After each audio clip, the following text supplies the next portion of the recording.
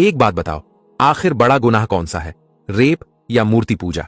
देखो, दोनों गुनाह बहुत बड़े हैं, लेकिन उनकी कैटेगरी अलग है। रेप ये इंसानियत के खिलाफ सबसे बड़ा जुर्म है। किसी की इज्जत, जिंदगी और आत्मा को रौंद देना।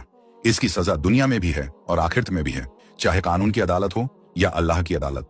रेप करने वाला बख्शा नहीं जाएगा जब तक सच्ची तौबा न करे और पीड़ित का हक अदा न हो। मूर्ति पूजा यानी शिर्क, ये सीधे क्रिएटर के हक के खिलाफ है। इंसान अपने मालिक को छोड़कर पत्थर, लकड़ी या बनाई हुई चीज की पूजा करता है।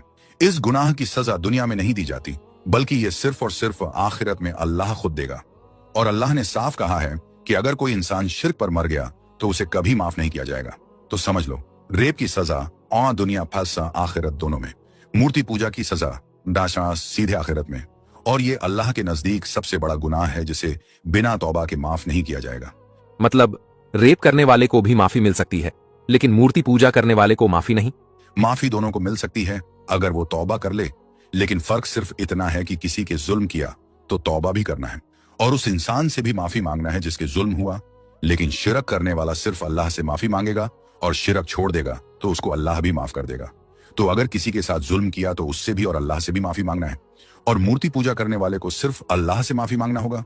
अच्छा, तो बताओ, इस्लाम में रेप की सजा क्या है और मूर्ति पूजा की सजा क्या है? रेप की सजा इस्लामी कानून में रेप को जिना बिल जबर कहा जाता है।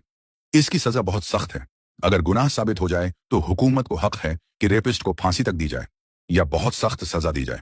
मकसद ये है कि इंसानियत की इज्जत बची रहे और कोई फिर ऐसी हिम्मत ना कर सके।